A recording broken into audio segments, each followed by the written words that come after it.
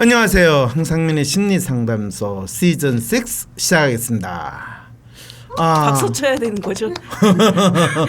네, 뭐 이거는 사실 라이브 상담으로 오늘 하니까 박수 뭐 없어도 됩니다. 괜찮고요. 그냥 제가 오늘 라이브 상담이 이루어지게 된 약간의 배경 설명은 할 필요가 있을 것 같아요.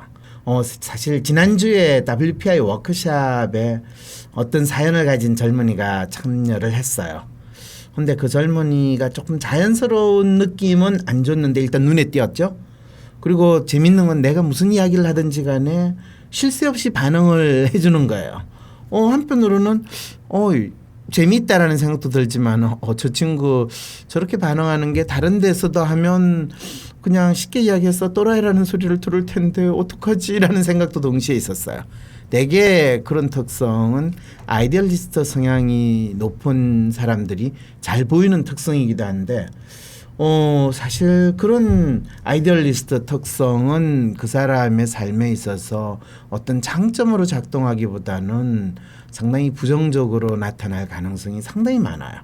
그래서 한편으로는 그 대화가 혹시 주위에 있는 다른 사람들한테 조금 불편하게 느껴지지는 않을까라는 걱정도 있지만 일단 중요한 거는 그 젊은이가 얼마나 그 워크숍에 즐겁게 또 워크숍의 경험이 자기 자신을 이해하는데 보람찬 경험이 될까.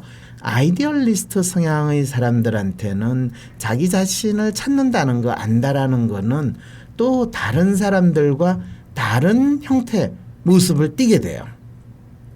그래서 아이디얼리스트의 자기 찾기는 어떤 사연으로 나타나는가, 그리고 이런 특성을 가진 사람들에게 자기 찾기라는 것은 무엇일까, 이런 것들을 좀 더 구체적으로 확인할 수 있는 사례가 될 수도 있겠구나라는 생각이 들었어요.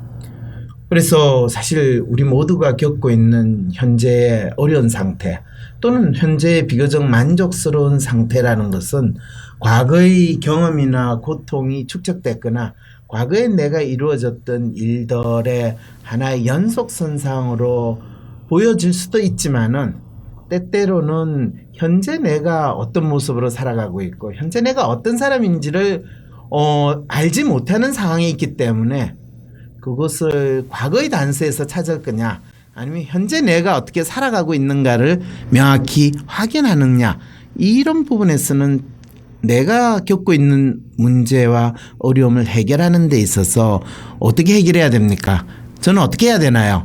이런 질문에 있어서 상당히 차이를 유발을 해요.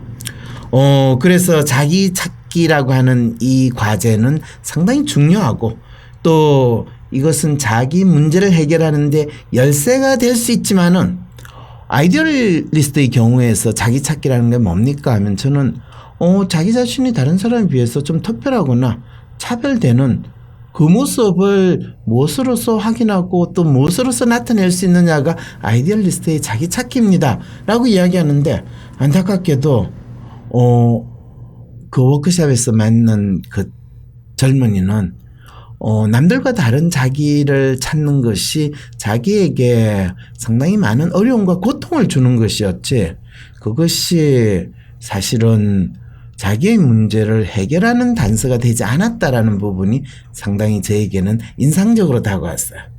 그래서 그 젊은이를 오늘 이 스튜디오에 직접 초대를 했어요. 그리고 여러분들에게 그 젊은이가 워크숍에서는 어떤 사연을 가지고 참여를 했고 또 그것에 대해서 제가 어떤 문제를 보았기에 라이브 상담으로 이어지게 됐는가, 그 부분을 조금씩 여러분들하고 공유를 하려고 합니다. 자, 그럼 오늘 이 스튜디오에 넣으신 분. 네, 안녕하세요. 본인 어떻게 소개하시겠어요? 기계마도사라고 별명을 쓰는, 그냥 박사님은 편하게 도사군이라고 불러주세요. 오, 본인 스스로가 도사라고 부름을 당하고 싶다. 그렇죠. 좋습니다. 예. 그렇죠. 자, 그러면 그때 워크숍에 보내준 사연 한번 읽어봐 주시겠어요? 예, 알겠습니다. 1년 전 WPI 검사했을 때보다 상태가 더 좋지는 않은 것 같긴, 더 좋은 것 같기는 한데, 지금 사는 삶이 남들 보기에는 매우 불안한가 봐요. 지금 상태는 소득도 1년 전에 비해 훨씬 적은데 불구하고 저 스스로는 조금은 더 안정적이기는 하거든요. 그런데도 아직도 많은 사람들의 걱정을 사고 있습니다. 안정적인 직업인이 아닌 점과 건강한 몸이 아닌 것, 지병이 있어요. 당뇨랑 ADHD입니다. 현재 지금 하고 있는 일로는 인정받지만 부모님께는 지금 하는 일은 안정적인 사회인으로 나가기 위한 밑바탕으로 보여지고 직업적 성취를 이룬 선배들과 동기들에게는 못마땅하거나 걱정되는 상태인 것 같습니다. 현재 적은 소득이 있고 부모님 밑에 살고 있습니다. 부모님 가라사대 네가 안정적인 직업 성취 밑바탕에서 저축도 하고 우리랑 같이 살면 돈도 어느 정도 내야 떳떳한 사회인으로서 사는 것이 아니겠냐고 하시면서 말이죠. 그렇게 말씀하시면서 저나 그리고 제 오빠는 가로 열고 아이디얼리스트로 추정되는 저희 오빠와 제가 미래가 없이 사는 것 같고 오늘 하루하루를 사는 것 같다고 하시는 거예요. 그렇게 살아서 큰일 생기면 어떻게 대처하는 것이 아니라 그냥 오늘 죽을 각오로 사는 것처럼요. 사실 맞는 말인 것 같아요. 사실 미래가 없이 오늘 하루하루를 살자 주의거든요. 그게 너무 힘들어서 그런 소리 듣지 않고 싶어서 이젠 이런 소리 안 들으려면 어떻게 해야 할까요? 이런 사연에서 제가 이 젊은이에게 이렇게 물었어요. 자신이 어떻게 해야 하는지 또 그리고 뭘 바꿀 수 있는지를 찾아보려면 사실 당신이 현재 가진 미래가 없이 오늘 하루하루를 살자 주의에서 벗어나는 것이 자신의 문제를 제대로 인식하고 바꿀 수 있는 길을 찾는 것이랍니다. 라고 이야기를 사실은 했는데 그 젊은이는 자신이 바라는 변화가 언제 일어날 것 같은지 또 어떻게 해야 하는지 이거를 결국 또 다시 저에게 물어봤죠. 마음이 저도 무거워졌어요. 그 젊은이가 알 수 없는 변화의 시기를 내가 마련해 줄 수는 없기 때문이죠. 당신이 지금 이 자리에서 당신에게 필요한 변화를 6개월 내에 또는 1년 내에 이룰 수 있다고 말한다면 그것이 이루어질 수 있을 것인데 그것을 당신이 이야기하지 않으니까 그 변화가 일어나기 어렵답니다. 결국에는 분명히 변화가 일어난다는 것은 저도 확신할 수 있고 또 일어날 수 있어요. 만일 당신이 살아있다면. 알 수 없을 때는 그 변화는 일어난다 하더라도 본인이 그것을 변화라고 인정도 하지 않을 것이고 거부하기 때문에 사실은 상당히 모순적인 상황에 처하게 되는 거죠. 그래서 당신은 어떤 변화를 원합니까? 라는 것 그리고 그 변화라는 것이 현재 자기의 상태에서 어떻게 바뀌는 것이라고 스스로 규정할 수 있을지 그거를 확인하기 위해서 오늘 이 라이브 상담으로 제가 이 젊은이를 이 스튜디오에 모셨답니다. 네. 이제 이해가 되시죠? 네. 네. 자, 그러면 본인이 이 라이브 상담에 참여를 하면서 보낸 사연 한번 읽어봐 주시겠어요? 황 박사님 안녕하세요. 요즘 힘든 일이 있어서 사연 보내려고 합니다. 하나, 운동과 식이 조절에 대한 스트레스 그리고 당뇨. 사실 저에게는 어릴 적부터 있었던 비만과 25살에 발병한 당뇨 때문에 부모님과의 갈등이 많이 생겼습니다. 제가 어릴 적부터 식탐이 많아 많이 먹지만 먹은 만큼 움직이거나 열량을 소모하지 않아 오랜 기간 소화마비인 상태였습니다. 아주 어릴 때야 의사소통이 제대로 되지 않아서 잘 먹질 못했지만 4-5살이 넘어가니까 의사소통이 되고 혼자 먹을 것을 챙겨 먹을 수 있는 나이가 되고 나서부터 억눌러온 식탐이 폭발하게 되더라고요. 그 식습관이 변치 않고 활동하고 싶은 마음은 없다 보니 점점 살이 찌게 되었습니다. 참다 못한 부모님이 강제로 학교 주변 운동장을 돌게 한 적도 있었고 비만 클리닉도 다니면서 살을 빼게 되었지만 저나 부모님이 조금만 방심을 하게 되면 살이 다시 금방 쪄버리게 되었죠.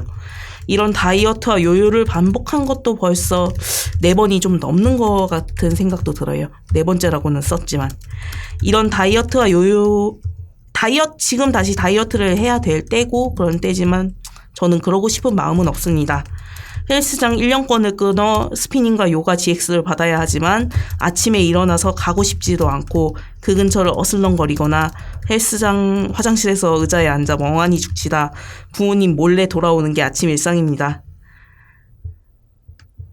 누군가 강압적으로 다이어트를 강요하면 예를 들어서 GX를 받는다거나 그런 식으로 하면 달성은 하지만 결국은 다시 쪄버리는 몸의 상태도 지긋지긋하고 운동 열심히 해도 어차피 삽질 같아서 하고 싶지도 않아요.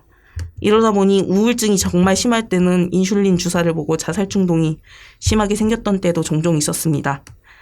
집이 2층 집인데 2층에서 자다 인슐린 펜 한 통을 쓰면 편히 죽을 수 있겠다는 생각이 제 머릿속을 지배하더라고요.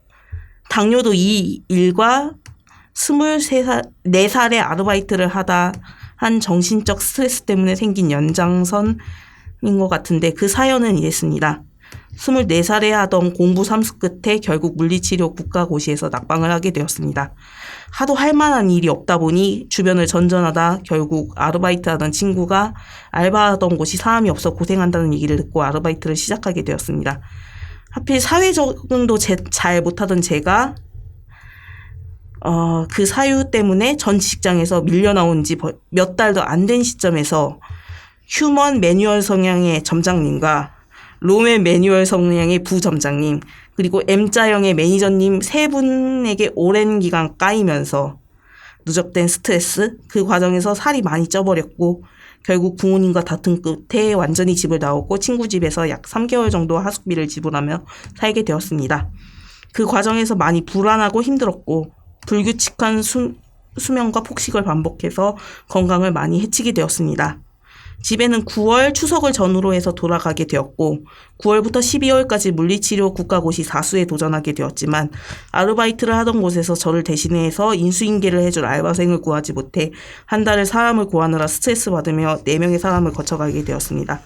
그러니 공부에 집중이 될 턱이 없었고 공부도 하는 둥 마는 둥 결국 낙방하게 되었죠.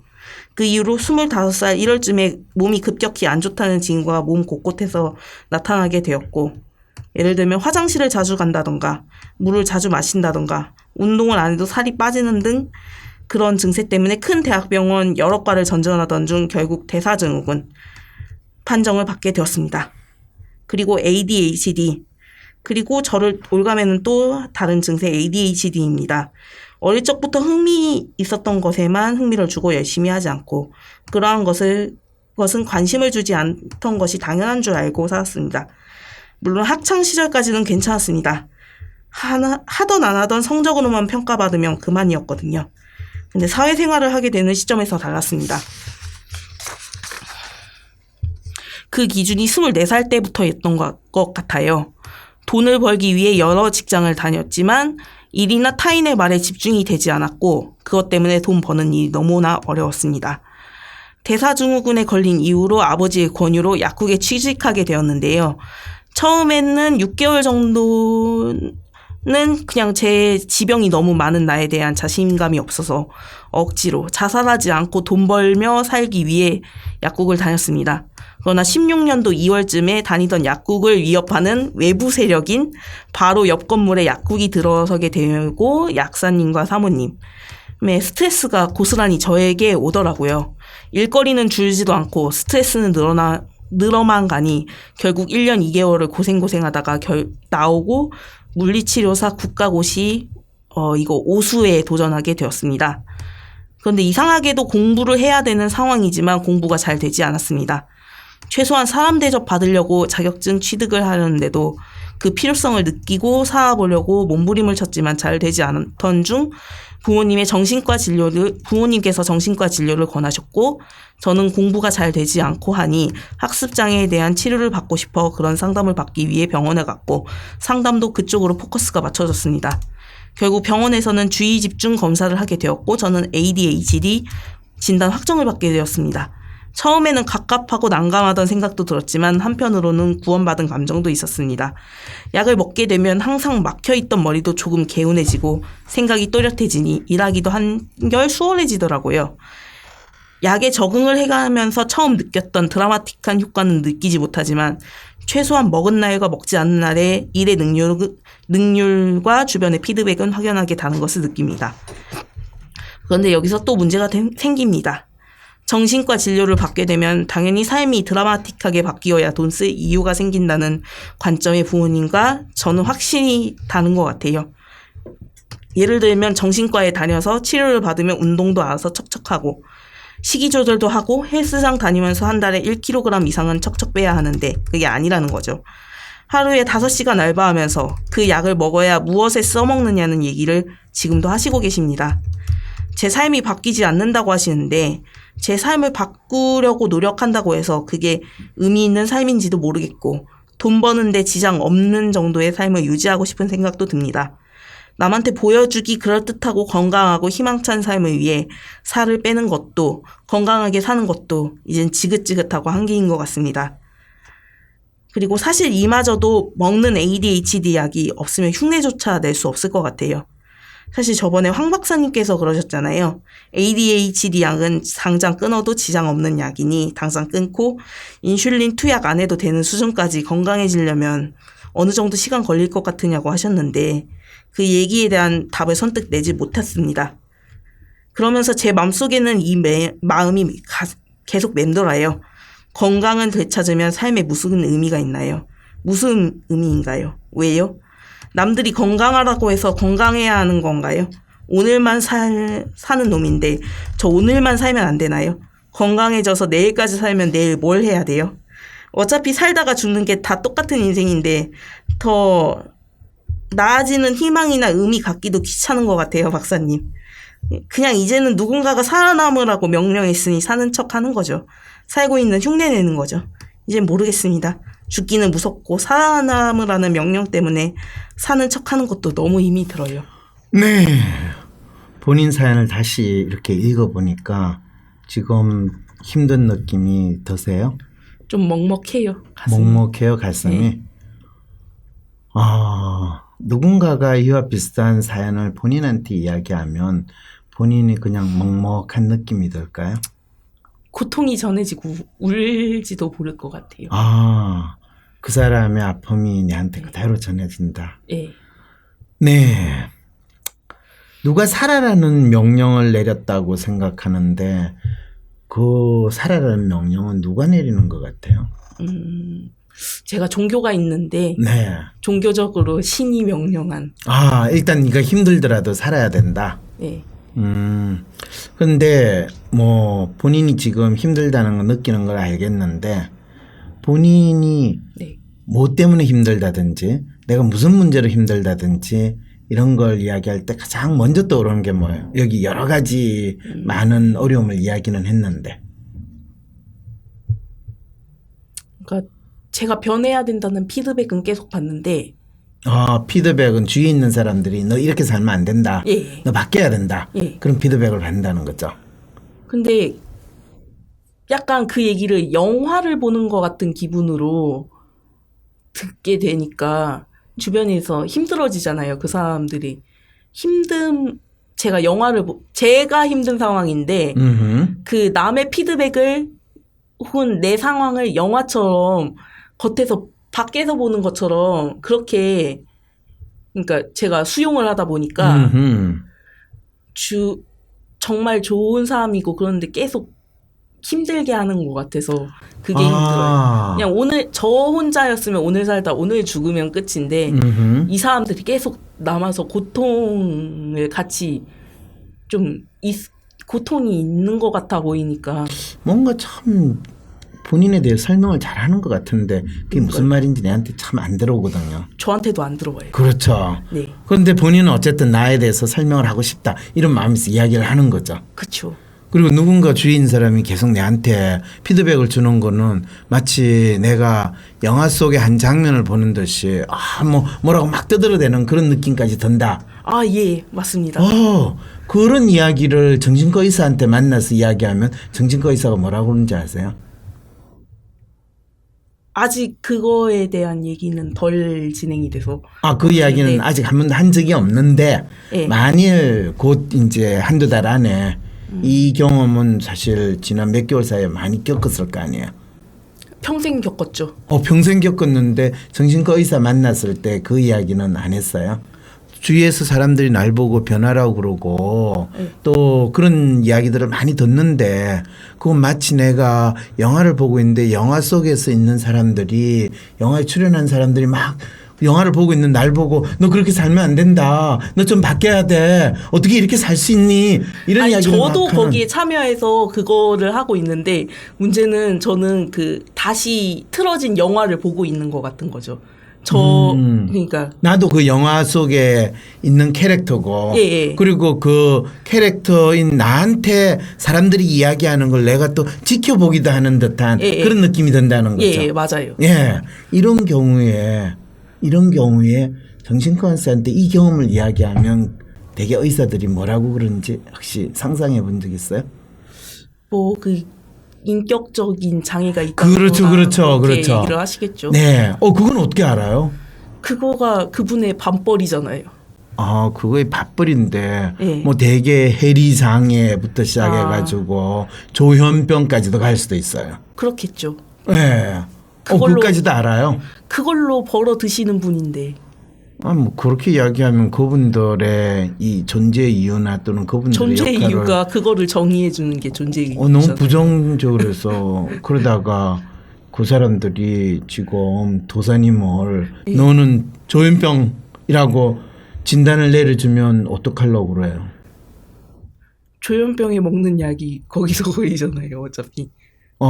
본인이 뭐 이미 나는 그런 진단 많이 받아봤다. 이미 대사증후군 진단도 받고 ADHD 진단도 받고 하니까 무슨 진단명을 내한테 하나 덧붙인다고 해서 뭐 특별하게 예. 내 삶을 바꾸거나 내 삶에 영향을 미치지 않는다 이 생각을 하고 있는 거예요. 건강에 보조제를 먹듯 비타민제 하나 더 챙겨 먹는 신세죠. 정신과 약을 이 건강 보조제로 생각할 수 있는 놀라운 지금 강철 멘탈을 지금 내한테 이야기를 하고 있는 거군요. 어차피 하나 더 늘으면 하나 더 늘었군. 뭔가 안 좋아졌군. 그런 생각밖에 안 들어요. 그런 식의 생각은 보통 아이디얼리스트 성향이 가진 사람들이 자기에게 일어나는 거를 긍정적으로 생각하기보다는 부정적으로 끊임없이 해석하고 받아들이려고 하는 이 사고방식에서 전형적으로 보이는 모습이거든요.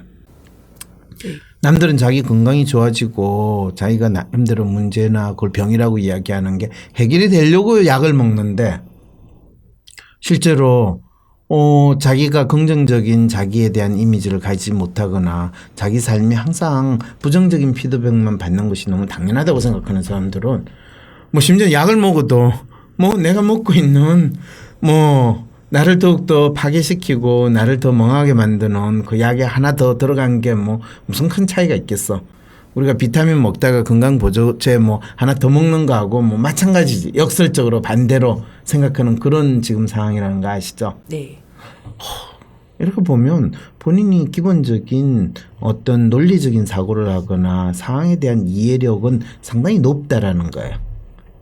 그런데 안타깝게도 자기에 대한 상황에 대한 이해력이 높거나 비교적 논리적으로 사고하고 뭔가 제대로 안다라고 하는 것이 본인의 삶의 문제를 해결하는 데 도움이 되기는커녕 더 자기가 처해 있는 어려운 상황을 빠져나가지 않도록 상당히 옭아매는데 아주 본인 나름대로의 확실한 프레임을 만들고 그 프레임 속에 자기를 끼워넣는 놀라운 이 효과를 발휘하고 있다는 거죠.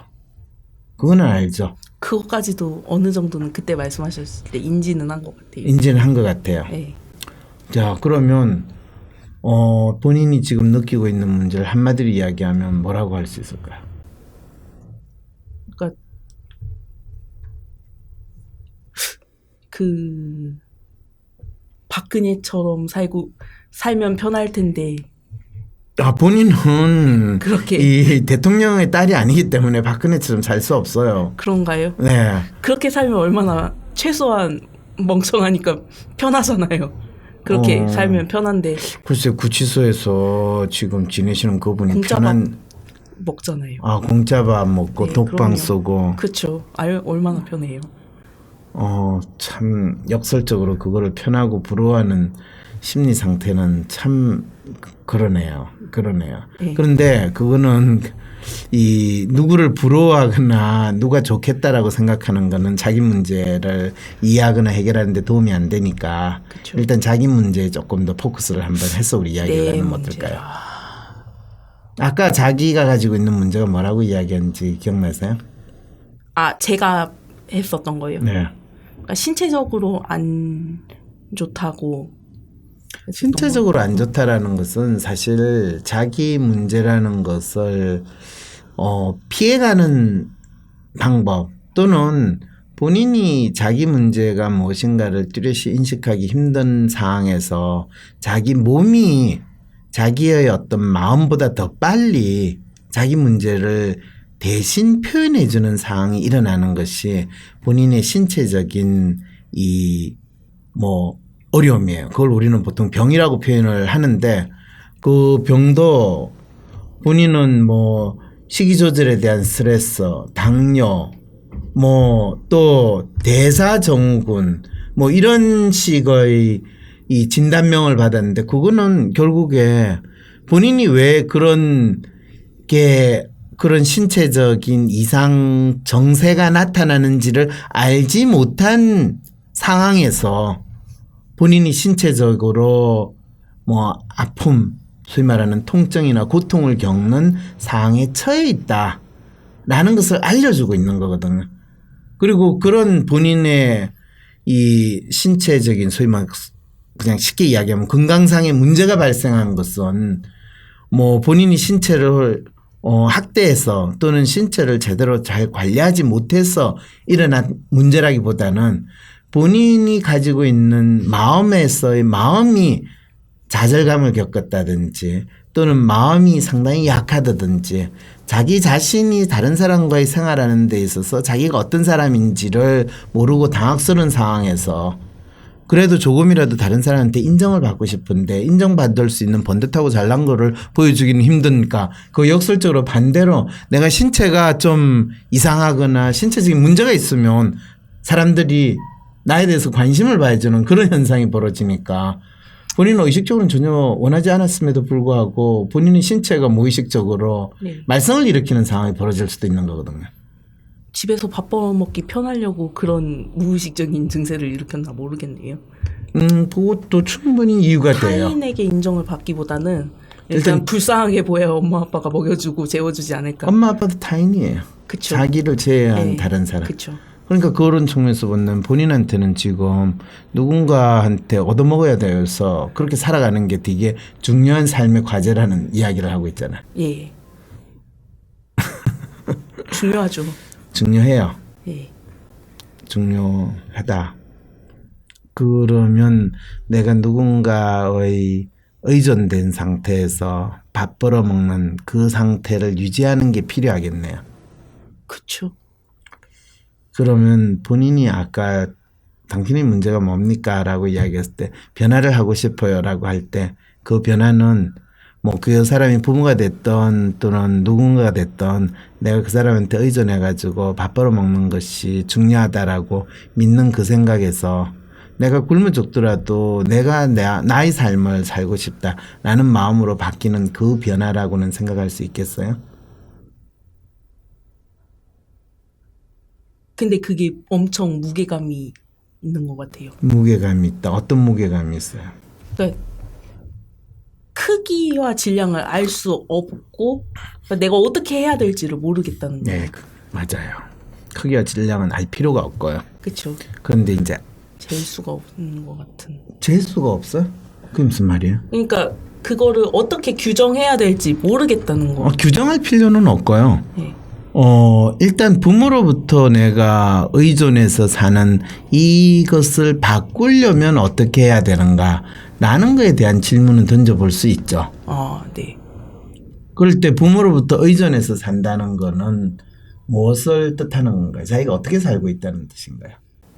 부모님이 집에서 아침, 점심, 저녁 꼬박꼬박 먹고 운동 열심히 하고 적당히 건강한 신체에 적당히 돈을 벌고 부모님 집에서 같이 살면 부모님께 따박따박 돈을 드리고 독립을 했으면 혼자서 생활을 하되 병들어서 크게 탈 나지 않을 정도의 저축을 하라. 이게 일반적인 관념인 것 같아요.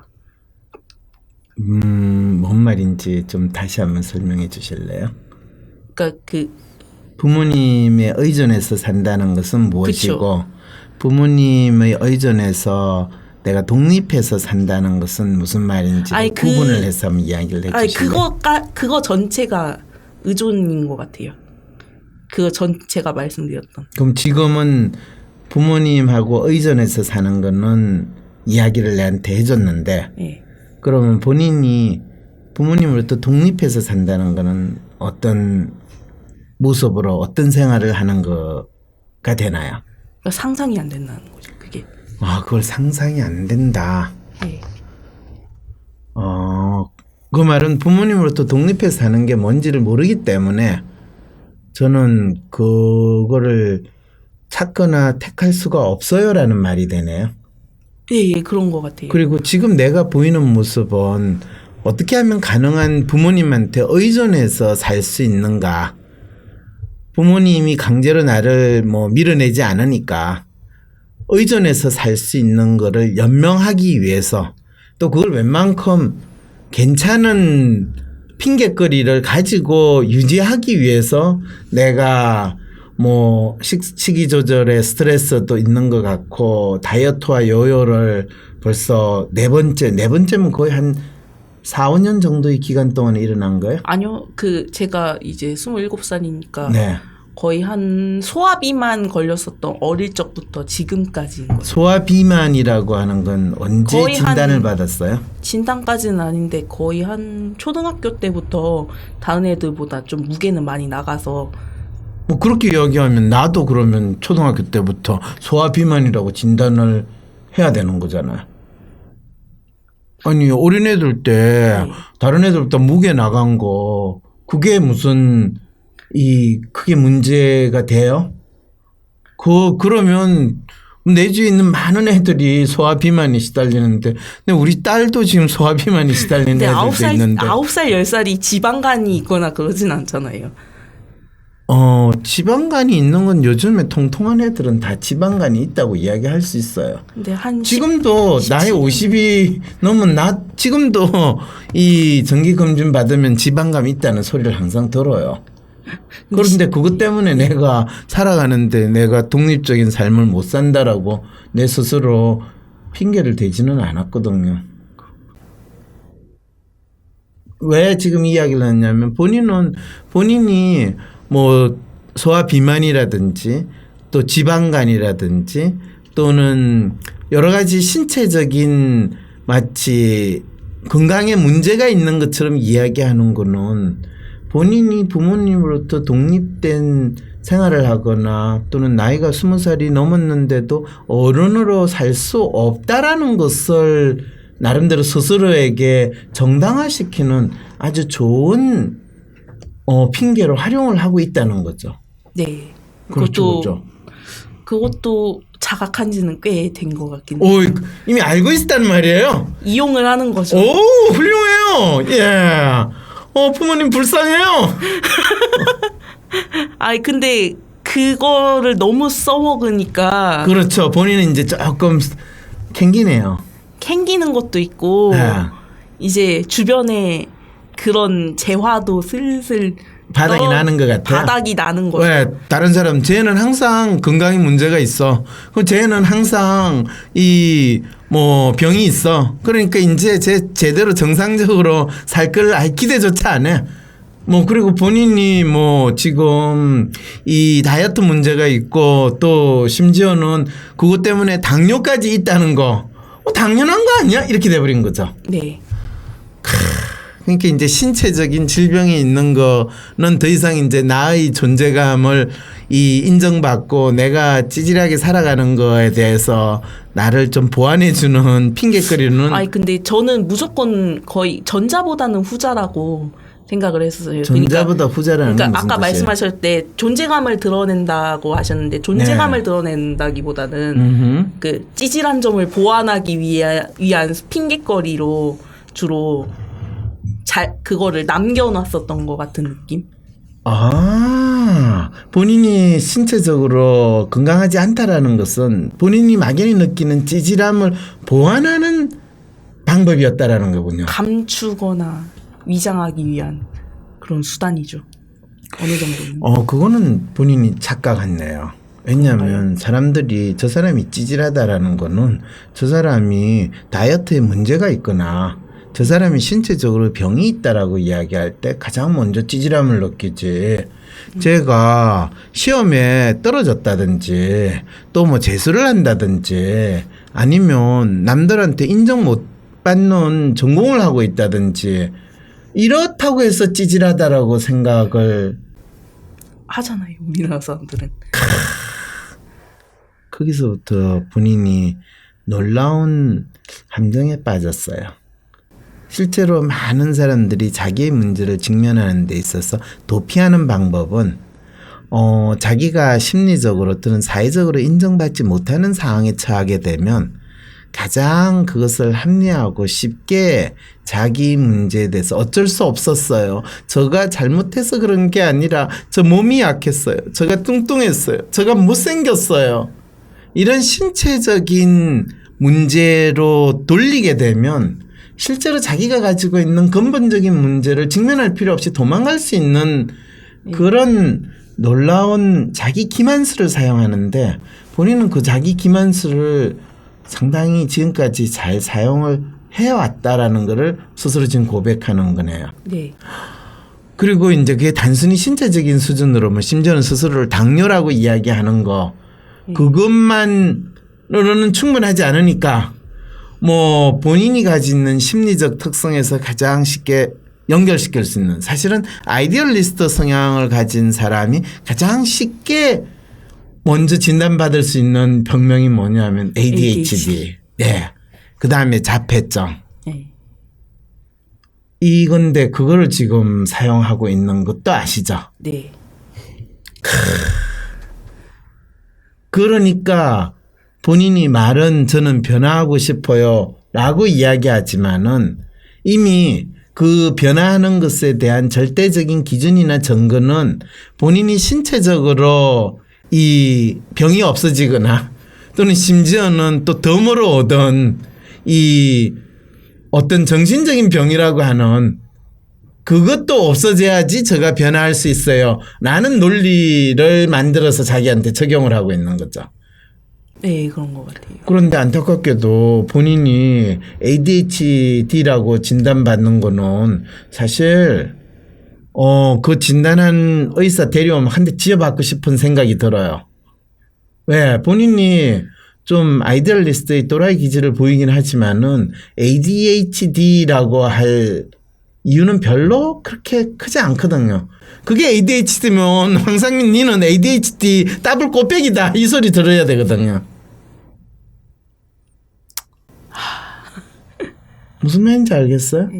그리고 대사증후군, 당뇨, 고지혈증, 지방간 그것 때문에 대사증후군 사실은 많은 분들이 당뇨라고 이야기할 때도 분명하게 신체적으로 물리적으로 당뇨의 증세가 있는 분들도 있고 인슐린 그 처방이 필요할 때가 있는데 그럴 때는 내가 감기에 걸리면 더 추위를 느껴가지고 옷을 남들보다 한 겹, 두 겹 더 끼워 입어야지 조금 따뜻함을 느끼게 되는 그런 신체적인 변화를 이야기하는데 저는 많은 사람들이 우리가 가지고 있는 질병이나 또는 우리의 신체 이상에 대해서 바라보는 것이 마치 기계가 고장이 난 것처럼 바라보는 것과 실제로 생명체가 자기가 처해 있는 환경 속에서 어떻게 적응하면서 살아나가야 되는 변화의 과정으로 보여야 될 것인가 이 부분에 있어서 상당 우리가 구분을 잘 하지도 못하고 너무나 신체의 어떤 뭐 장애라든지 어려움을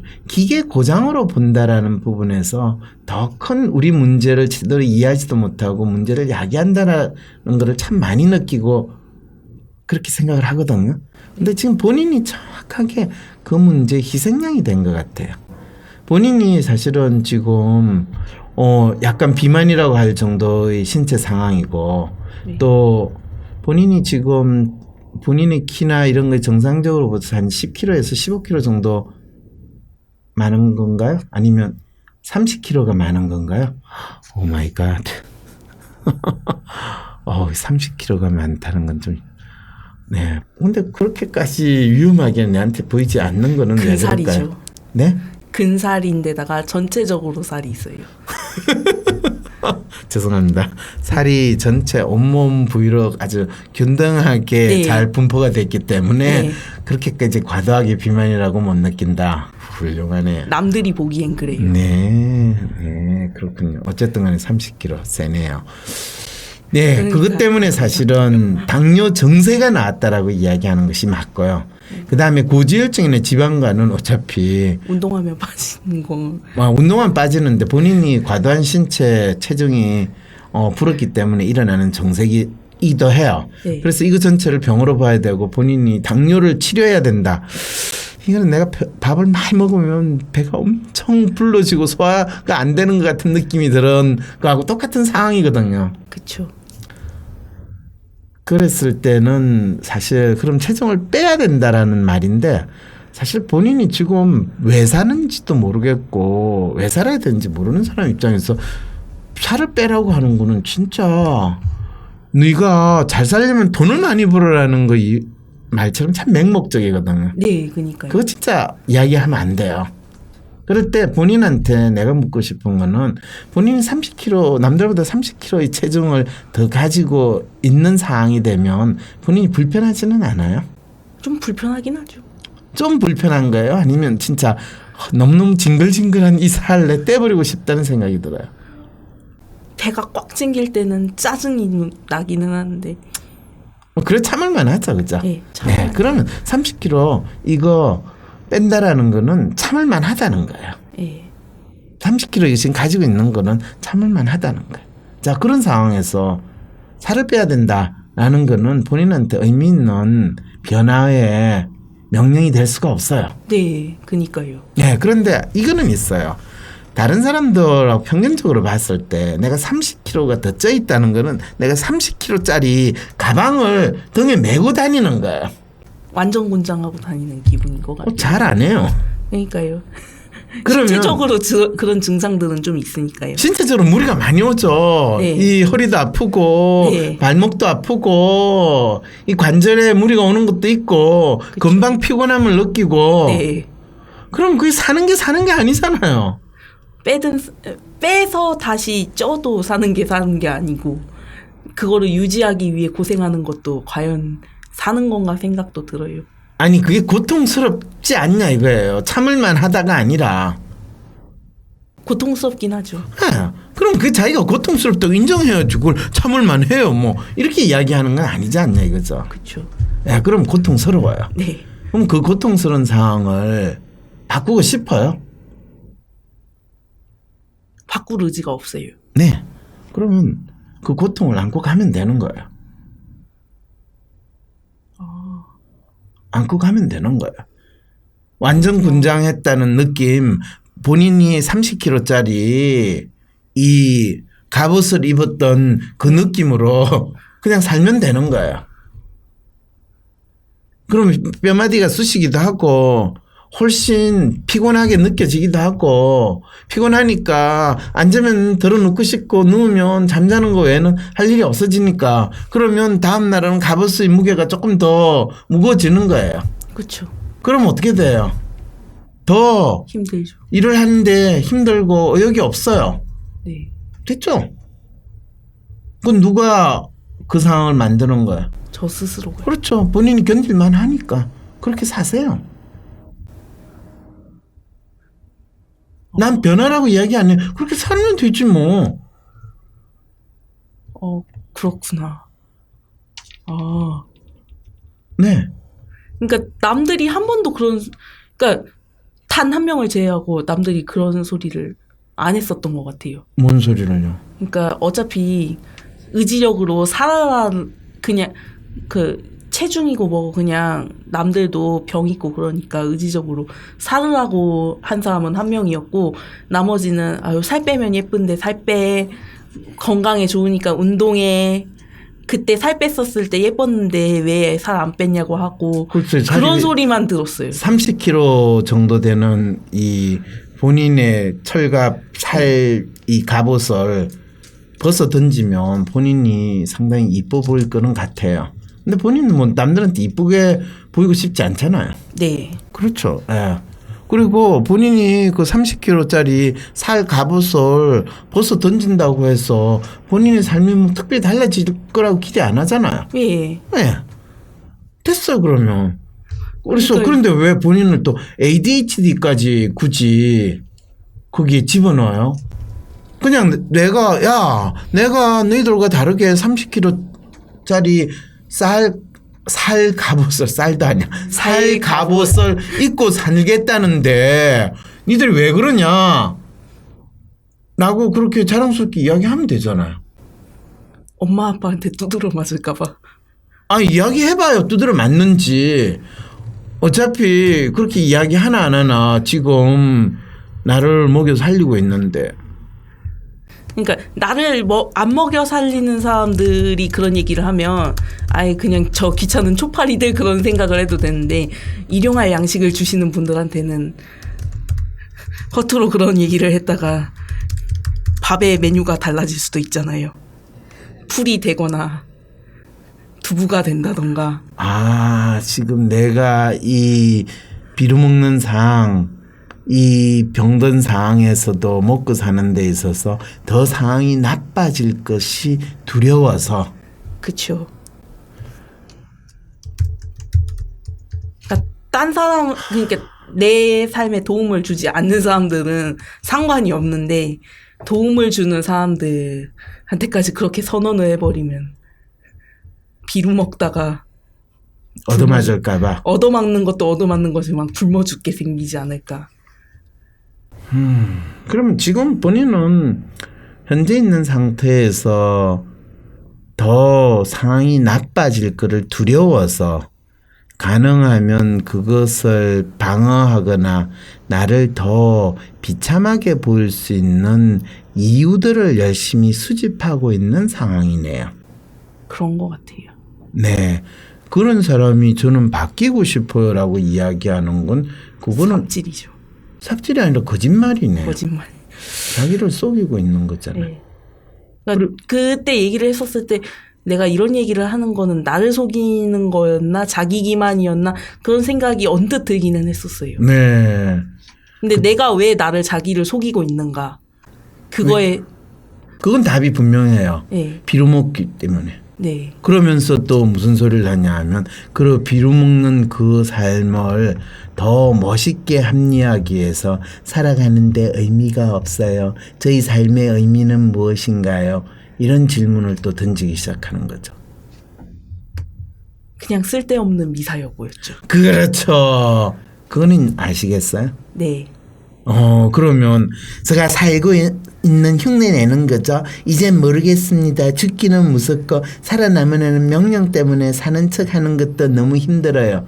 이러면서 누군가의 명령 때문에 내가 살아가야 되는, 비루하게 살아가야 되는 임무를 열심히 수행하고 있습니다. 지금 이 이야기를 하는 거죠. 네.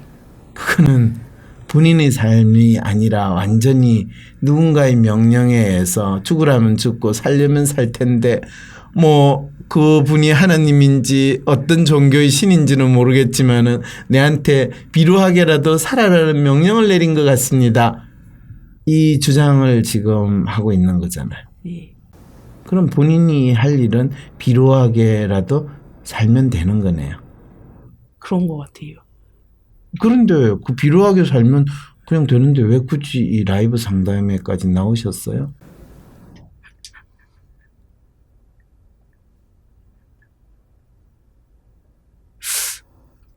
그러니까 확신을 얻기 위해서인 것 같아요. 아, 비루하게 살아도 괜찮다는 확신을 얻기 위해서? 내가 그러려고 했는가에 대해서 확신이요. 그러려고 했어요. 비루하게 살는데 그게 간혹 가다가 귀찮은 소리들을 듣는데 그 귀찮은 소리들을 그냥 한 귀로 듣고 한 귀로 넘길 수 있는 담대한 마음, 이 비루한 나의 삶을 유지할 수 있는 분명한 이유, 네. 그거를 얻기 위해서 네. 라이브 상담에 왔다는 이 말인가요? 그런 것 같아요. 그러면 지금 그 도사님의 비루한 삶을 연명시키는 이유를 마련해 주기 위해서 라이브 상담을 하는 이인의 귀중한 시간을 지금 쓰고 있는 거네요. 죄송합니다. 아, 그니까요. 그러게요. 뭐 사실은 우리가 살면서 자기의 시간이 귀중하지만은 또 그게 어떤 인간의 비루한 삶에 도움이 된다면 그거는 잘한 건가요? 아니면 내가 비루해지는 건가요? 아니면 그거라도 난 누구한테 봉사했어. 내 재능 기부했고 내 시간 기부했어. 이렇게 생각하면서 그냥 나름대로 만족하고 지내면 되는 거죠. 근데 그렇게 만족하고 사시기에는 조금 안 교수님이 스펙이 아깝긴 하죠. 스펙이 지금 내 스펙 아까운 걸 지금 걱정해 줄 처지는 아닌 것 같은데. 그니까요. 그렇다면 나를 두 번 죽이는 거예요. 자기 비루한 삶을 살고 있는 인간이 나를 진짜 생각을 해준다 이런 상황이 되면 내가 그 비루한 인간보다 더 비루해지는 그런 상황이 돼버려요. 제 친구가 또 그런 얘기 했었는데 뭐라고요? 이런 식으로 얘기가 되니까 네. 미안하다고 하면서 그러니까 이런 느낌으로 얘기를 했었더니 그 친구가 안 교수님처럼 엄청 화를 내더라고요. 그렇죠.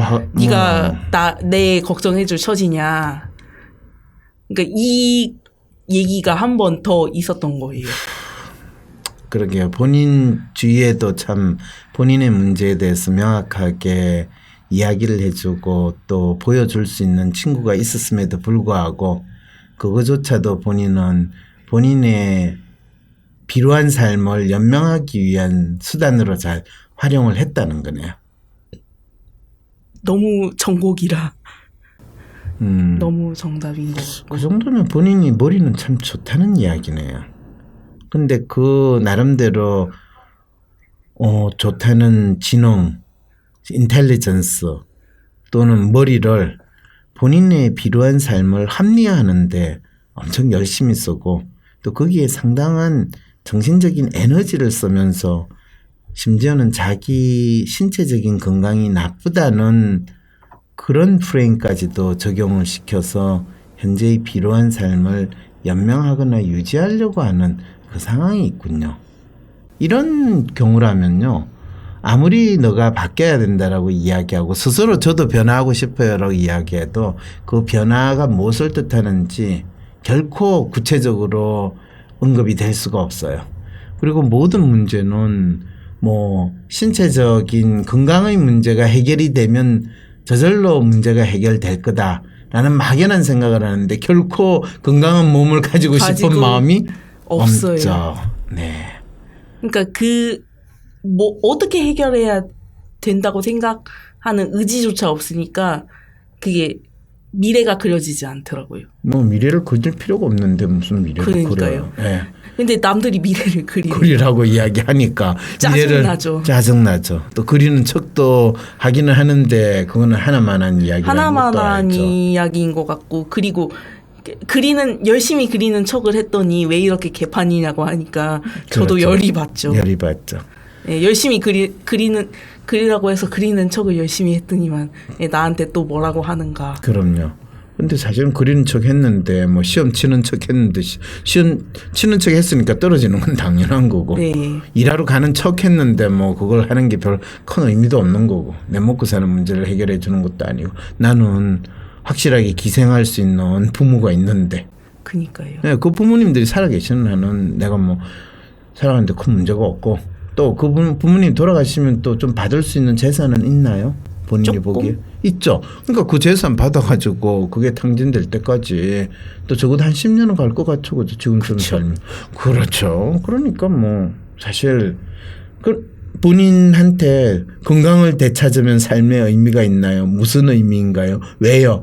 이런 질문 계속 본인 던지기만 하면 돼요. 어차피 본인 그 질문에 대해서 누가 뭐 열심히 답해주려고 노력도 안 할 거고. 맞아요. 그러니까 이 질문 던지면 상당히 멋있는 질문이거든요, 사실.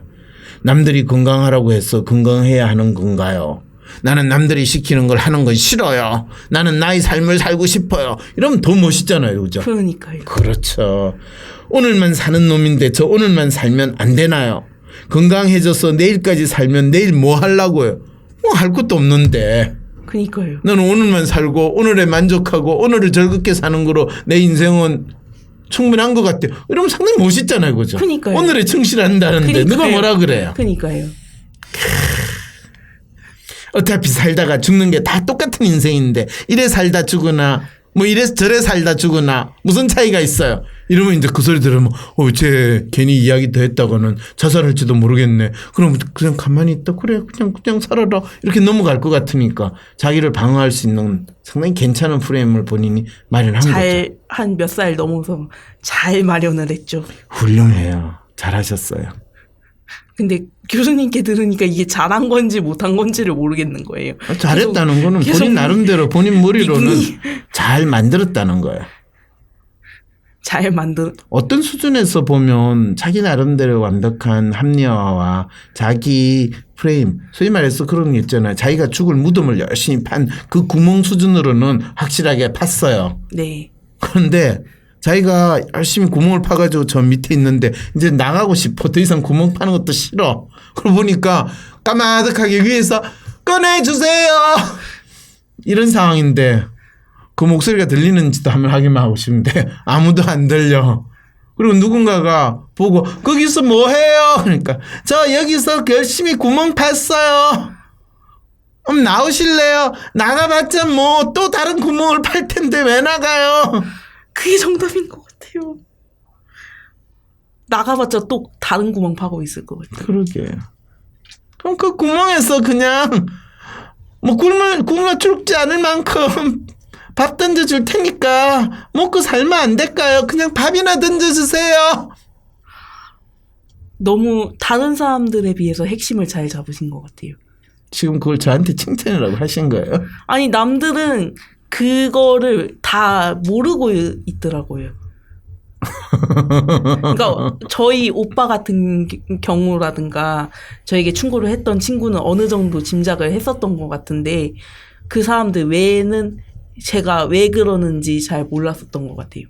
그래서 사는 척이라도 열심히 해서 그 구멍을 열심히 파는 모습을 보니까 쟤 구멍 파는구나. 최소한 사는 동안 먹고 죽지 않을 정도의 그런 돈을 벌 수 있는 그런 거라도 해라 그런 뉘앙스로 했었던 것 같아요.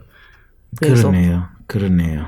이제 본인이 열심히 구멍을 파서 왜 파요? 누군가가 왜 팠어야 하니까 그냥요 구멍이라도 파야 되는 것 같았어요. 구멍 파면 그냥 내가 부모님이 먹을 걸 주고 주위 있는 사람들이 나를 그렇게 괴롭히지 않은 것 같았어요.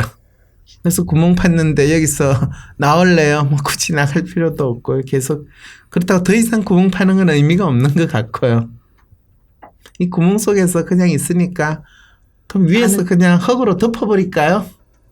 흙으로 그냥 덮어버리면 어떨까요? 그것도 좀 갑갑하긴 한데 숨은 쉬어야죠. 왜요?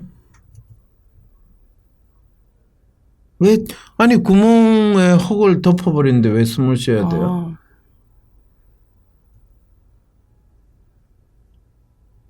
또 이율배반적인 것 같아요, 되게. 뭐가 구멍을 사는 척하려고 구멍은 열심히 팠는데 예. 그 구멍 위가 조금이라도 열려 있기는 원하는 것 같은.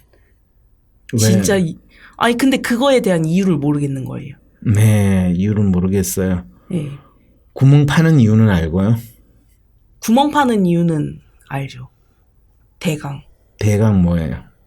그러니까 비루하게도 먹고 살려고 하는 것 같아 보이는 흉내를 내려고. 그렇죠. 네. 그럼 그걸 계속 하려면 숨 쉴 수 있는 구멍이 있어야 된다고, 숨 쉴 수 있는 조그만 틈이 있어야 된다고 믿는 것도 똑같은 이유죠. 네. 결국엔 본인이 하는 모든 거는 비루하지만은 먹고 살려고 한다는 그 이유에 모든 걸 갖다 붙이고 그거 외에는 다른 게 없다는 거예요.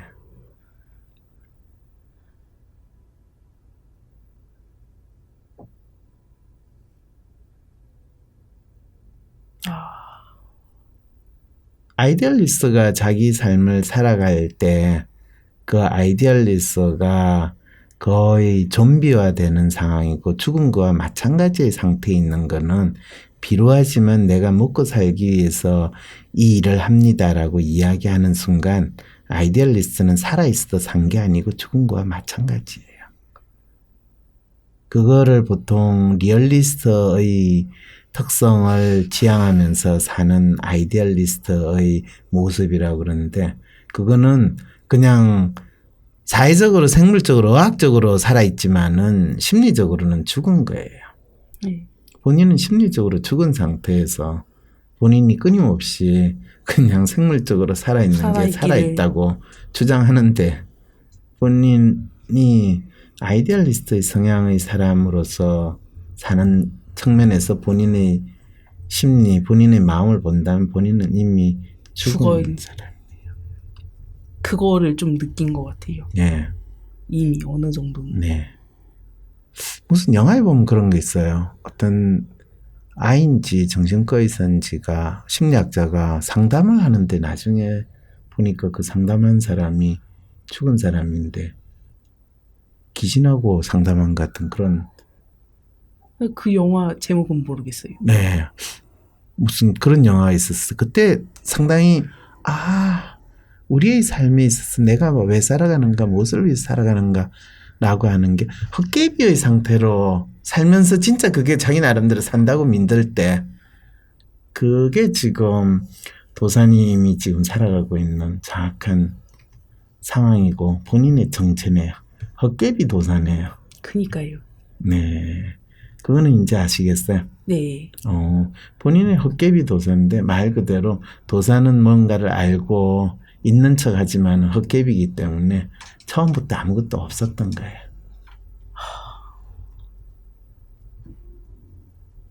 그러니까 그것도 핵심인 것 같아요. 아무것도 없었다는 거. 예, 아무것도 없는데 뭘 있는 것처럼 하고 또 뭘 찾으려고 하는 거니까 그거는 그 자체로는 참 코미디네요. 그니까요. 본인이 안다고 생각하는 거는 아는 게 아니었고요. 네. 네. 본인은 지금까지 처음 끝까지 어떻게 보면 무의도식하는 삶을 살려고 열심히 노력했는데 스스로는 나는 의미 있는 뭔가를 찾는 거야. 또 의미 있는 삶을 살고 싶어. 이러면서 자기를 포장했다는 이야기네요. 그것도 핵심인 것 같아요. 내 이야기가 자기의 삶에 있어 핵심이라고 이야기하니까 뭐 나는 기분 나쁘지는 않지만은요. 이 상담이 계속되어야 할 이유는 없는 것 같은 생각이 드네요.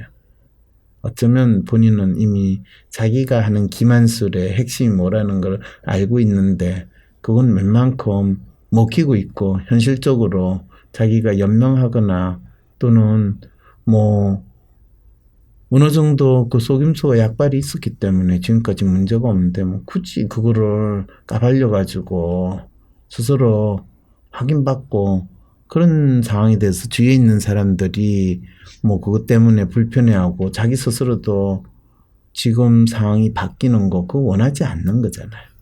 그런 것도 있고 이거가 까발려져서 과연 내가 내 스스로의 삶을 제대로 책임질 수 있는가에 대한 자기 확신도 없는 것 같아요. 그렇죠. 까발려지면 논란만 되지 그걸 굳이 까발릴 이유가 뭐가 있냐. 까발리지 않더라도 다 알 수 있지 않느냐. 그런 것도 있고 그거를 주변에서 알아봤자 어차피 제대로 책임져 줄 수 있는 인간이 있는가. 그게 이 박근혜 씨와 최순실 씨의 국정농단에 대해서 검찰과 이 나라 권력기관들이 뭐 나름대로 이 진상을 조사하고 까발린다라고 이야기할 때 그걸 있는 대로 다 까발려가지고 뭐 이 국가에 무슨 도움이 되겠냐. 그리고 그냥 웬만하면 대충 듣고 그냥 넘어가자. 그래야지 국가의 품격을 유지하는 거다라고 이야기하시는 분의 심리하고 똑같은 상황이네요. 그러니까요. 네. 그러니까요. 그랬을 때 이 나라가 바뀌고 이 나라가 좋아질 가능성은 없는 것이 본인이 바뀌고 본인이 좋아질 가능성이 없는 것과 똑같은 상황이라는 거죠. 네. 그 부분에 대해서 나는 도저히 수용할 수 없다. 나는 나의 문제를 있는 그대로 명확하게 직시하고 진짜 내가 변하고 싶은 거는 내 문제를 직시한 다음에 내가 이것을 더 이상 이 상황을 더 이상 견딜 수 없다. 견딜 수 없다. 더 이상 연명하고 비굴한 찌질한 이 상태는 나는 더 이상 참을 수 없다라고 할 때 그때 본인이 어떻게 할까요? 라는 질문이 의미가 있지. 네. 바뀔 생각이나 의지가 전혀 없는 상황에서 어떻게 할까요?는 또다시 자기를 변명하고 자기를 방어하기 위한 그냥 하나만한 이야기다라는 것 정도만 오늘 우리가 공감하고 이해하는 거로 이 상담이 끝내야 될 것 같네요. 그니까요. 많이 죄송하기도 해요. 왜요? 그러니까 그거가 어쨌든 저야 그거를 받아들이면 되지만 그거를 그 얘기까지 꺼내기 위해서 어쨌든 다른 사람들의 수고가 들어가는 거니까. 네, 세 번 트리플 샷이었나요? 이건 뭐 지가 고양이를 걱정하는 게 그러니까요. 아니라 벼룩이 인간을 피 빨아먹는 거에 대해 걱정하고 있는 그 상황이네요. 네. 뭐 그런 걱정이 조금이라도 본인한테 위안을 주기를 바랍니다. 네. 뭐 그렇지만은 벼룩이 피 빨아먹는 거 걱정한다고 뭐 인간의 삶이 특별히 달라지겠어요? 달라지진 않죠. 네. 그러게요. 어쨌든 오늘 나와가지고 이런 이야기를 나누니까 기분이 어떠세요? 어쨌든 제가 헛개비처럼 살고 있으니까 이게 다른 사람한테 좀 도움이 됐으면 하는 그런 거는 있죠. 딴 사람한테 어떻게 도움이 될 것 같아요? 그러니까 헛개비처럼 사는 거가 어쨌든 자기 기만을 해서 살만한 사람들도 있고 이거가 아이디얼답게 살아야 되는 사람들도 있을 거 아니에요. 어쨌든 그거에 대해서 판단을 내릴 수 있는 내가 쟤처럼 살면 안 되겠구나라는 그런 거를 남에게 심어줄 수 있다면 도움은 되는 거죠. 저렇게 사는 거는 정말 죽는 길이구나 생각돼서 나올 사람은 나왔으면 좋겠어요. 솔직히 이 삶이 도움이 되지 않는다는 건 저 스스로도 인지는 해요. 그래요? 네.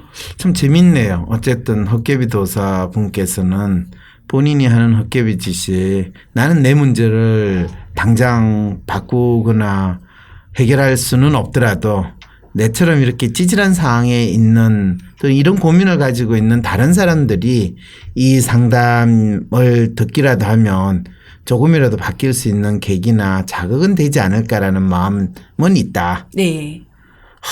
한편으로는 본인의 몸을 불살라서 남들에게 도움이 되겠다는 살신성인의 그 자세도 느껴지면서도 자기 문제를 해결하지 못하는데 어떻게 다른 사람들한테 도움이 된다라고 하는 이런 또 놀라운 기만수를 발휘할 수 있을까? 그러니까요. 왜 이런 생각이 드나 그런 거를 모르겠다는 거예요. 그거는 설명할 수 있어요. 한국인의 기본 심리에서 자기는 못하더라도 니들은 좀 잘 살았으면 좋겠다라는 항상 그런 심리가 있거든요. 그거구나. 네. 본인은 상당히 한국인의 심리를 참 잘 드러내는 하나의 좋은 사례라고는 이야기할 수 있을 것 같아요. 저는 한국인의 심리가 없는 줄 알았는데 잘 기만하면서 사용하고 있었다는 거를 오늘 알았어요. 그러게요. 네. 아닌 줄 알았거든요. 네, 아주 전형적인 멘탈에 한국인의 DNA가 없고 몸만 한국에서 법적으로 태어난 줄 알았더니 전혀 아니었어요. 네, 본인이 아이디얼리스트라도 한국인의 아주 전형적인 자기 기만수를 누구보다 잘 사용하고 있다는 측면에서 뭐 축하를 해야 될 일인지 아닌지는 모르겠지만 그거는 제가 인정해 드릴게요. 좋은 건지 나쁜 건지 모르겠습니다. 네, 뭐 그거는 여러분 본인 일이니까 알아서 잘 됐으면 좋겠네요. 네. 네, 오늘 나와주신 분, 이 헛개비 도사님 수고 많으셨습니다. 네. 다들 수고 많으셨어요. 이거 뭐야. 네. 황상민의 심리상담소 라이브 상담을 참 이렇게 하기도 제가 참 네, 마치 제가 영화의 한 장면 속에 등장하는 캐릭터이면서도 또 그 영화를 보는 관객의 입장, 그 동시에 경험을 할 수 있다는 거, 라이브 상담에서 그런 걸 느끼는 것도 참 상당히 특이한 경험인 것 같습니다. 여러분들은 어떻게 느끼셨는지. 이렇게 이야기하면서도 가슴이 답답하네요. 네, 안녕히 계세요.